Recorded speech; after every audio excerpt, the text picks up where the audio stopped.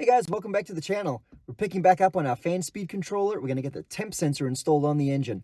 We're also going to get some Speedhut gauges installed. I'll show you those in a minute. And we have the upper intake off, so we're going to go ahead and address a few things there while we got it out. All right, let's get to it. So we need a surprising amount of temperature sensors for such a simple car. In this upper tube right here that comes out of the intake manifold would be the one for the ECU. It's currently pulled out because I've been testing the sensors and just validating stuff. And then coming over here in the normal location on the motor, in the front here, is actually where I'm going to install the temp sensor for the gauge up on the pillar. I moved the factory one back here, which is why the upper intake's off. So stuff was seized up back here and I had to get access, but it's going to sit over there and that'll at least keep the factory gauge working instead of having a dead gauge on the cluster. But then I need one for my fan controller. So I was looking at this and the idea was to drill that out, but the wall material is so thin I'd have to weld in a bung and such. Not the end of the world, just kind of a lot more effort than you need for 20 bucks. Because for 20 bucks, I just found a simple pre-made one that already has the body and thickness and threads tapped in it. So I'm just gonna go ahead and swap those out, and that'll give me the final sensor I need, the GM temp sensor for the fan controller. I decided to drill and tap the stock unit anyway. Looks like it might actually work. Well, after pulling it out, I could see that there was actually a lot more meat around here than I thought. I thought I'd have to weld in a bone, but it was solid all the way through, so I was able to just drill and tap it, just like the one I bought. So I'll just save that other one for another project and just reuse my existing one. Looks like it's gonna work just fine. You may remember from some previous videos that I was having some trouble with these temperature gauges. They're brand new, pretty nice looking gauges, but just not giving me accurate readings. It was reading around 240, maybe 230 when the ECU's reading 200, 210. Just not good enough for me. So I took the temp sensor. I was hoping this was bad. I looked up the published specs on Autometer's website, which they had, which was real nice. And I put my meter across here because the temperature sensor, remember, is just a variable resistor that changes its resistance according to the temperature. So you can put a meter on there, get the resistance, and you can use known temperatures like boiling water or freezing ice water and see how they compare. And this unit was actually checking out spot on, which is too bad because that means that the gauge itself is what's not displaying correctly. And I thought, maybe I'll just buy a replacement gauge, but I get the feeling I'll get the same thing, or it might just be a crapshoot what you get. So I decided to switch brands entirely and go with something completely different. So perfect timing while I got the intake off and everything open, kind of easy to get. The new gauges came in. I got some Speedhut gauges. For those of you not familiar with Speedhut gauges, you can custom make your own ones, your own font design and so forth. I didn't do anything too crazy. I just kind of wanted it to blend in with the Fox stuff, so it's, you'll see them. I'll unwrap them here in a second. We'll take a look. I got a air-fuel ratio. Since I'm putting a wideband in and running it full-time with a blower in the future, I figured that's a great one to have. We got a temperature gauge and boost vacuum, which will just be vacuum for right now. As soon as we throw the blower on there, we'll get boost. Well, that's handy. Get a little display right up front here. Let's take a look. So, got the air fuel, which you can choose what ranges you want and so forth. I went ahead and selected that so that you can see what matches my particular wideband. Boost gauge I only did to 15 because, stock 302. If we ever get more boost, we can switch out this gauge. And of course, water temp. I did black bezels instead of the chrome, so it didn't stand out. It kind of is just going to blend in on the pillar. Nothing too obnoxious. Should work out pretty good. Got all their accessories. What's nice on these newer gauges now, I've been using Speedhut gauges for years and years, and back in the day, at nighttime, they would always be so bright and blinding, and now they actually include components to adjust the brightness, I believe. You used to have to do it yourself. Yep, there it is. They give you a little potentiometer now that you can hide somewhere under the dash and just turn accordingly, adjust the brightness. I mean, it's not, you only need to get to it once or twice, just to dial it in where you like it at night, and then you just leave it alone. But it's awesome that it's all, plugged into the harness and ready to go now. Back in the day, I used to wire those in myself and figure it out. Sometimes tapping into the wrong wires, and I'd have the needle would be dimmed, or I'd dim the background and the needle would be super bright. You'd have to play around with it till you get them right. So that's great. We'll have to go ahead and throw these in and get that going. But what's neat is they included an inverter that can power up to 10 gauges with a potentiometer so you can adjust the background, not the needle I noticed, just the background of the gauges. I'm curious to see how bright the needles are. In the past I've had to add some sort of potentiometer or resistor to the needle circuit as well.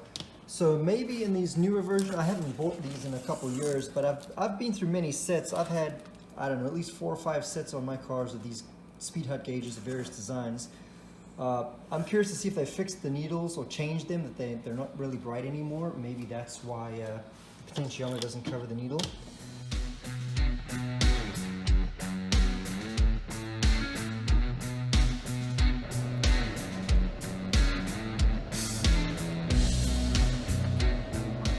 About halfway through the gauge install now.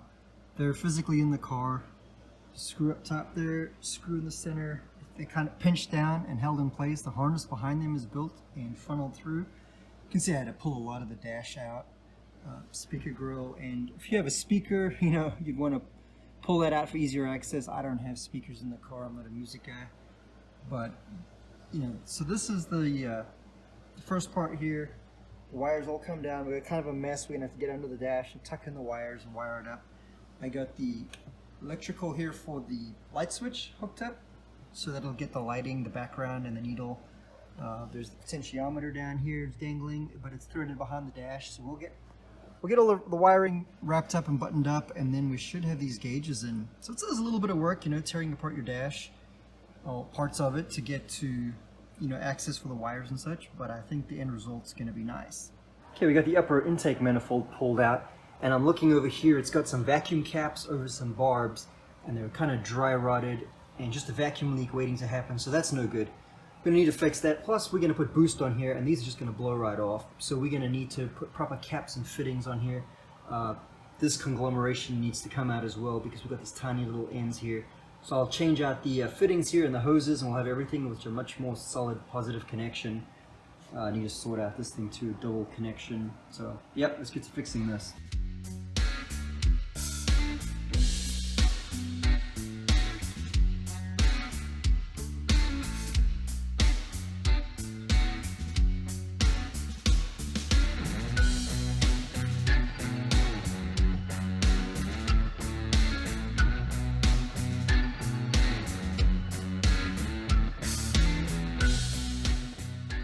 Here's where we're at.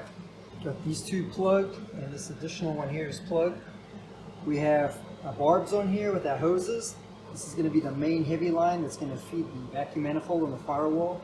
It'll go to the brake booster, HVAC controls, cruise control, stuff like that. That's going to feed through our one-way valve, so whenever there's boost, it'll protect all of those things because they don't need boost. They only need vacuum. Then we have a line here that's going to run to our 2 map sensors, one for our data logging equipment, one for the pillar boost gauge, and then the other vacuum slash boost reference, because there's no valve on there, is going to be going to the fuel pressure regulator on the fuel rail, of course, and that'll give it a 1-to-1 rise in fuel pressure with boost, just like it does with vacuum. And notice we used high pressure fuel injection clamps everywhere. There's no more you know, rubber caps on here or various finicky things that are going to blow off. When we add boost to this motor, everything's going to be solid and tight under here.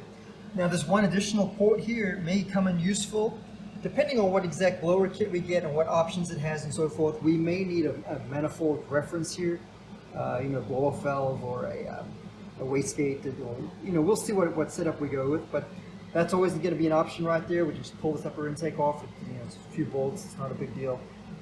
Add what we need in here at that time and put it back. But for now, we're going to leave it capped and get this back together. Also, speaking of one-way valves, it's worth taking a look at some data charts and flow charts on these valves if you can get a hold of them, depending where you buy them from.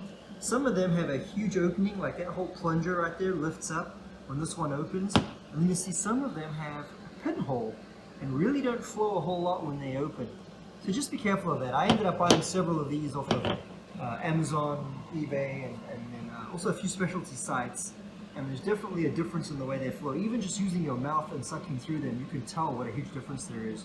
You don't want to starve your brake booster and other items.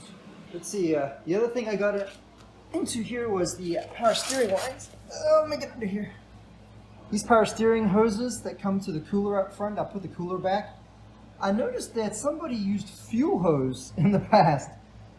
Fuel hose doesn't work well with hydraulic fluid, transmission fluid, stuff like that. It was all swollen out real big and it turned hard. And it's only a matter of time before it starts crumbling internally. You know, the rubber starts breaking down, getting into your system, or you just have a straight hose failure. So I don't know why someone did that, but I went ahead and replaced it with proper transmission oil rated hose. So we should be good.